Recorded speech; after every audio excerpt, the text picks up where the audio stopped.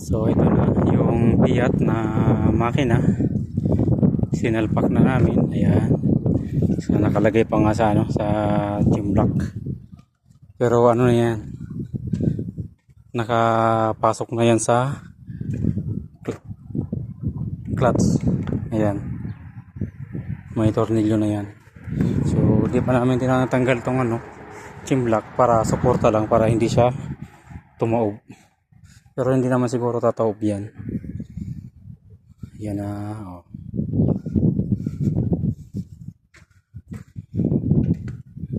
Kasi kabit pa namin yung mga linya bago namin ikakabit to.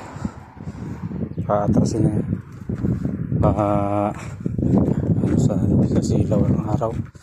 Ayan. Iaatras namin yan dyan. Tapos yan, magkukunik yan dito. Ayan na yan, magkunik yan dyan. So, ayan na.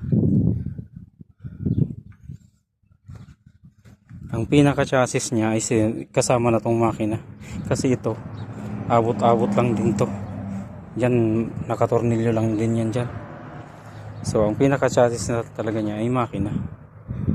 Ayan. Ito yung yung Fiat. Ibig ko ang makina.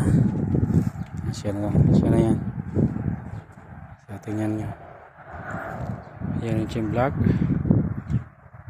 Ayan. So ginawa namin yan.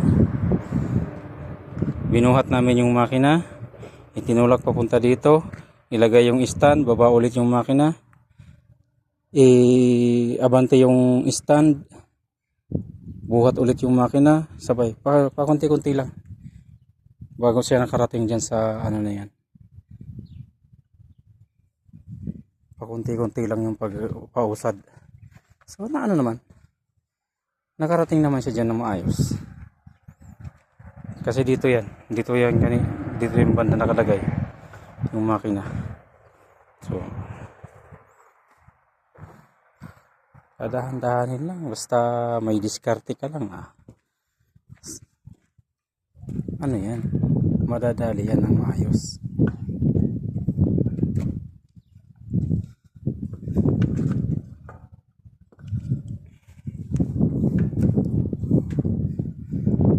Diba? Di pa namin maano to kung mapukusan na namin to, gawa ng may tatlong makina na Caterpillar na minamadali. Ito naman hindi naman ito minamadali ng may-ari.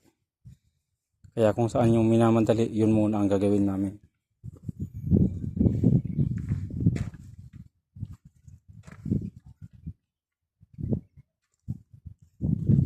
Kuha din ng padahan-dahan lang. Kahit yung pagbuo ng makina nito, pag walang piyesa ng sasaglitin namin dito. Paano lang to, nabuo lang to sa singit-singit sa oras. Pero ang lang sa pagbubuo ng makina, kailangan may tiyaga, tapos yung bawat piyesa ng makina kailangan sigurado, lalo na sa timing. Ang pinaka-importante ay ang timing ng crankshaft, camshaft, lalo pag ganito maraming gear bago yung timing. Tapos yung valve clearance, ang valve clearance na ginamit namin dito is strict lang.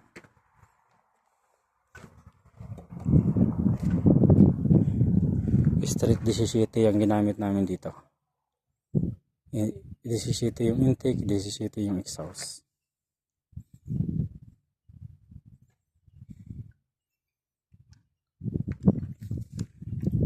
So sige po mga lods, salamat sa inyong panonood sa aking mga ginagawa.